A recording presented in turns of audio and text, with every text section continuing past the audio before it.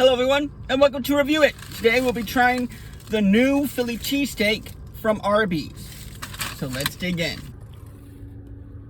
Alright, the Philly Cheesesteak for Arby's has been a returning item for the past few years. However, this year, they decided to change up the steak itself and improve it.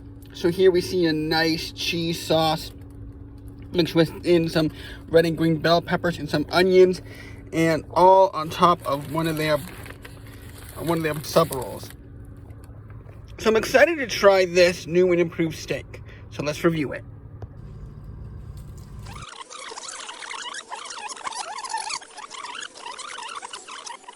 All right.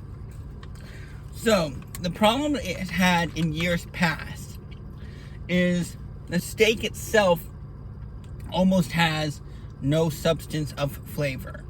It felt like a filler. And the toppings were just kind of there as well. Maybe a little bit, but nothing much. This time, the cheese sauce was incredible. And I could taste the onions and peppers mixed within, and it was a nice combination of those three. The steak is an improvement. I can taste it a little bit more than I have in years past. However, it's still lacking. It is there, so like I can't, with some bites, especially when there's more steak on it, I could taste a little bit of that steak flavor, but it was still pretty mild. I wish it had a little bit more taste, and as we saw when we looked at it, it was kind of finely diced, and there wasn't just a ton on there. I feel like when it was cooked and everything, a little bit more of the grease and the onions and all that kind of took over the steak flavor. So I wish that it was a little bit stronger, but it still is a very good sandwich. The biggest issue is the cost. It was heading toward that $8 point, and I just don't feel like it's necessarily worth $8.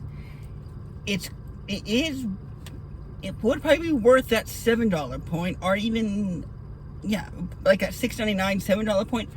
It would probably be worth that. When it was heading toward that $8 point, it begins to be a little bit not quite enough flavor for the cost. But like I said, that sauce, onions, peppers, that's very good. And I might return for it. So, what would I have to give this? This is going to get a 7. I had one more bite, and that bite, I could taste the steak a little bit more. So it is a little bit hit and miss. But overall, the flavors do mix together just enough. And there's just enough of that beef flavor. And that cheese sauce is incredible, that I am still going to have to give this a 7. It still needs work. It could eventually be an 8 or even a 10. But until they finalize that flavor, it's going to have to stay at a 7.